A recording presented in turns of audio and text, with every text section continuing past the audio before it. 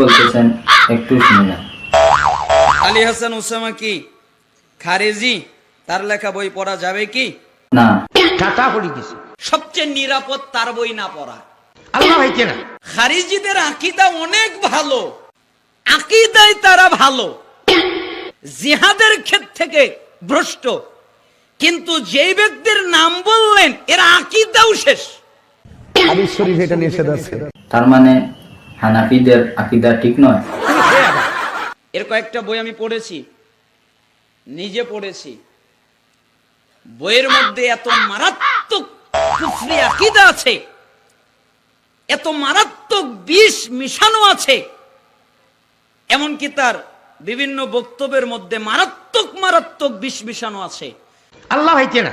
ও, বুঝতে পেরেছি। আলী হাসান ওসামার আকীদা ঠিক না, তাহলে কোনটা ঠিক? এই জন্য বিরত থাকবেন, তাহলে ঈমানকে হিফাজত করতে পারবেন। শুনেন, আর যদি ঢুকে পড়েন তাহলে কোন সময় জেলে বন্দী হবেন আপনি নিজেও বুঝবেন না। বুঝেননি? আরে ভাই, তোমার কি মাথায় দোষ? কোনটা ঠিক সেইটা বলেন। টাটা পড়ি গেছে। যার কথার মধ্যে উগ্রতা, যার আকীদা সন্দেহজনক, যার আকীদা মানহাজ বিশুদ্ধ নয়, তার বই থেকে অথবা তার কাছ থেকে আমাদের ইলম নিতে কে বলেছে আমরা সাধারণ মানুষ বিপদে পড়ে যাব?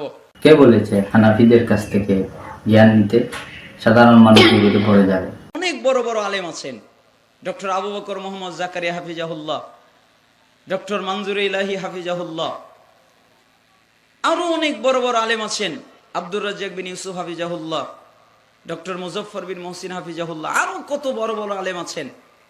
আপনারা আলেমদের সান্নিধ্যে থেকে তাদের কাছ থেকে জ্ঞান অর্জন করার চেষ্টা করেন। আমাদের তো আলেমের অভাব নেই। ও, বিষয়টা বুঝলাম। আপনারা হানাফিদের কাছ থেকে জ্ঞান নেবেন না, ওরা বড় বড় আলিম নয়, আহলে হাদিসের বড় বড় আলিম আছেন, তাদের কাছ থেকে আপনারা জ্ঞান অর্জন করবেন। হাদিস শরীফ এটা নিষেধ আছে। এই ভাই বলতে চাইতেছেন যে হানাফিদের আকীদা ঠিক না। আরে ভাই, তোমাদের আকীদা কতটুকু ঠিক সেটা লোকজন দেখতেছে। বন্ধুরা, ভিডিওটি যদি ভালো লাগে তাহলে একটি লাইক করে দিন, আর আপনাদের মন্তব্য কমেন্টে জানাবেন, আর একটি শেয়ার করে দিন।